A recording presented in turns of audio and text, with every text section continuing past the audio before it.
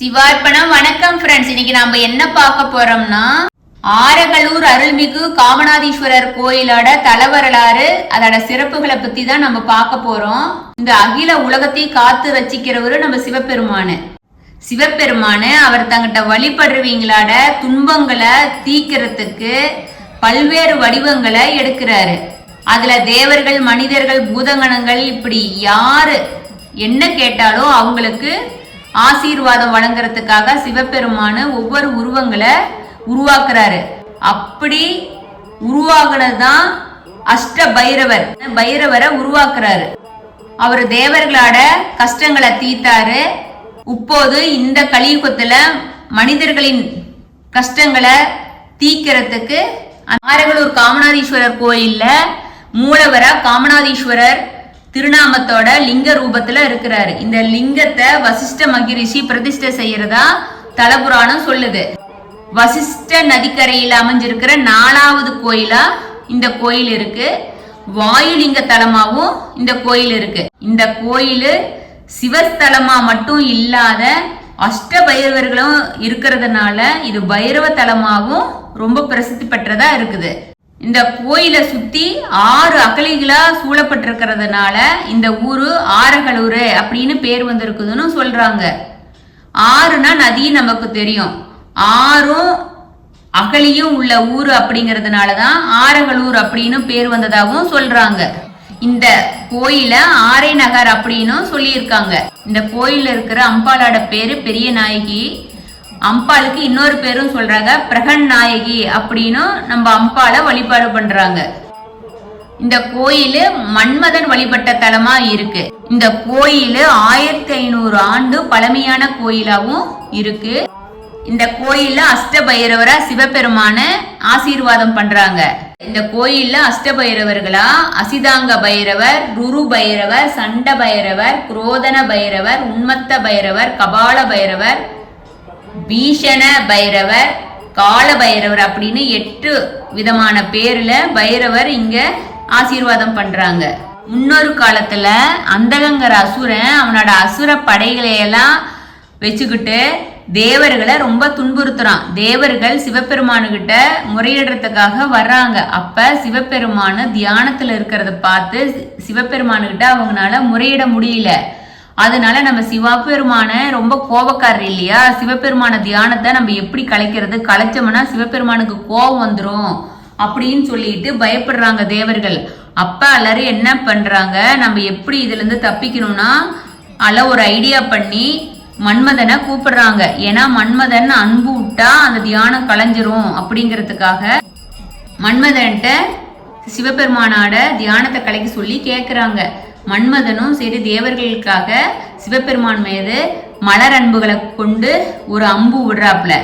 அந்த அன்பு பட்டதுல சிவபெருமானுக்கு தியானம் கலைஞ்சிருது. தியானம் கலைஞ்ச கோபத்துல சிவபெருமானு அவரோட நெற்றி கண்ணுல இருந்து ஒரு அக்னி வந்து மன்மதனை எரிச்சிருது. காமத்துக்கு நாயனான மன்மதன் அழிஞ்சு போயிடுறான்.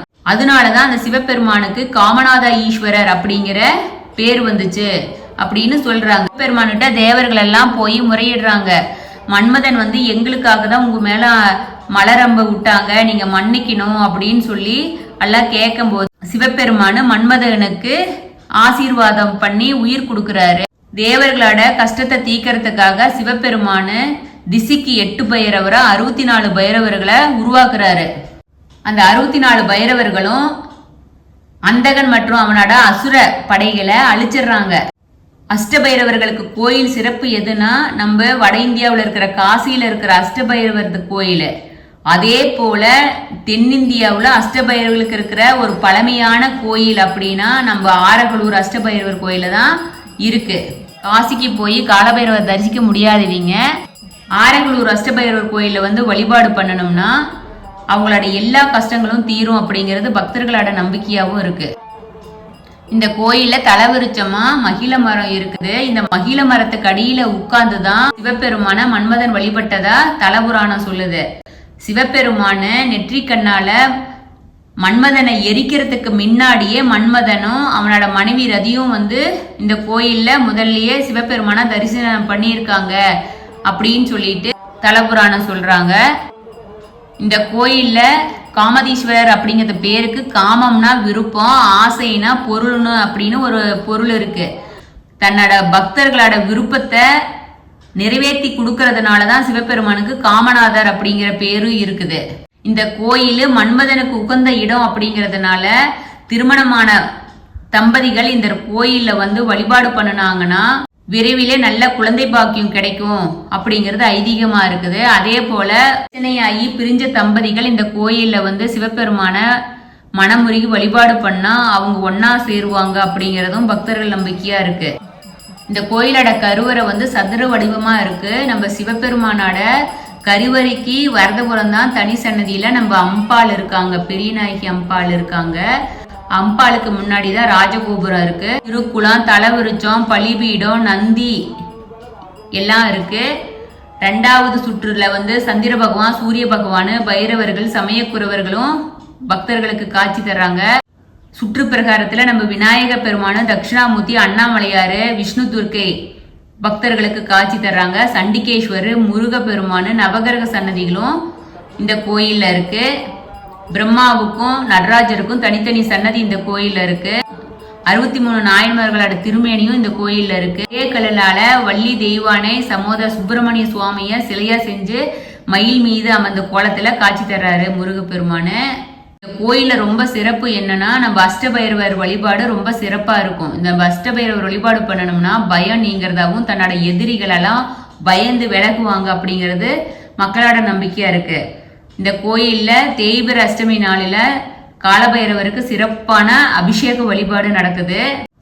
இந்த கோயில்ல பூஜையில கலந்துகிட்டு வழிபாடு பண்ணோம்னா திருமண தடை, நவகிரக தோஷம், குடும்பத்தில் இருக்கிற பிரச்சனைகள் எல்லாம் நீங்கும் அப்படிங்கிறது ஐதீகம். தேய்பிர அஷ்டமியில பூஜையும் போது காலை பைரவருக்கு எல்லா விதமான பொருள்களால அபிஷேகம் நடக்குது. வெள்ளி கவசம், சந்தனக்காப்பு, புஷ்ப அலங்காரம் அப்படின்னு சிறப்பு அலங்காரங்கள் எல்லாம் காலபைரவருக்கு பண்றாங்க, பக்தர்களுக்கு காட்சி கொடுக்கறாரு. இந்த கோயிலோட இன்னொரு சிறப்பு என்னன்னா, நள்ளிரவு 12 மணி அளவுல தான் காலபைரவர் அவரோட 8 பைரவருக்கும் பூஜைகள் இங்க நடக்கும். இல்ல சித்ரா பௌர்ணமி, வைகாசி விசாகம், ஆணி திருவாதிரை, ஆடி பூரம், விநாயகர் சதுர்த்தி, கந்த சஷ்டி, கிருத்திகை, கார்த்திகை தேய்பிர. கார்த்திகை தேய்பிர தான் நம்ம பைரவர் அவதரிச்ச நாள். அத பைரவாஷ்டமியா கொண்டாடுறோம்.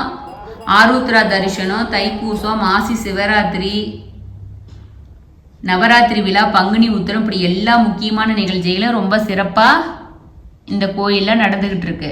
இந்த கோயில இன்னொரு சிறப்பு என்னன்னா, காலபைரவர் பிறந்த நாளான கார்த்திகை ஜென்மாஷ்டமி அன்னைக்கு காலபைரவருக்கு ஒரு யாகம் நடக்கும். அந்த யாகத்துல 1008 வடைய தேனில கலந்து யாகத்துல போடுவாங்களாம். அந்த யாகத்துல நம்ம கலந்துகிட்டு அஷ்ட பைரவர்களை வழிபாடு பண்ணோம்னா நம்ம வாழ்க்கையில எல்லா கஷ்டங்களும் தீர்ந்து நல்லது நடக்கும் அப்படிங்கிறது காலங்காலமா ஐதீகமா இருக்கு. கோயில் காலையில 5 மணிலேருந்து நண்பகல் 12:30 மணி வரைக்கும் ஓப்பன் ஆகும். மறுபடியும் 4 மணி டு இரவு 9:30 மணி வரையிலும் கோயில் நட திறந்திருக்கும் அப்படின்னு இருக்கு.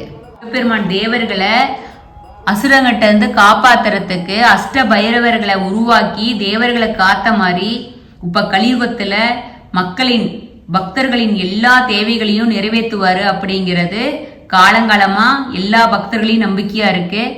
நீங்க போய் வழிபாடு பண்ணோம்னா மூலவரை வழிபாடு பண்ணிட்டு அஷ்ட பைரவர்களை வழிபாடு பண்ணுங்க. தேய்பிரை அஷ்டமி அன்னைக்கு போய் வழிபாடு பண்ணீங்கன்னா எல்லா நலன்களும் கிடைக்கும், வாழ்க்கையில எல்லா வெற்றி அடையும் அப்படிங்கிறது சிவபெருமானோட வாக்கா இருக்கு. இது வரைக்கும் ஆரங்களூர் காமநாதீஸ்வரர் திருக்கோயிலோட தல வரலாறு, அஷ்ட பைரவர்களை பத்தி பார்த்தீங்க. அஷ்டபைரவரோட புராணங்களை கேட்ட உங்கள் எல்லாத்தையும் உங்கள் எண்ணங்களை சிவபெருமான் பாதத்துல ஒப்படைக்கிறோம். சிவார்ப்பணம். வணக்கம் ஃப்ரெண்ட்ஸ்.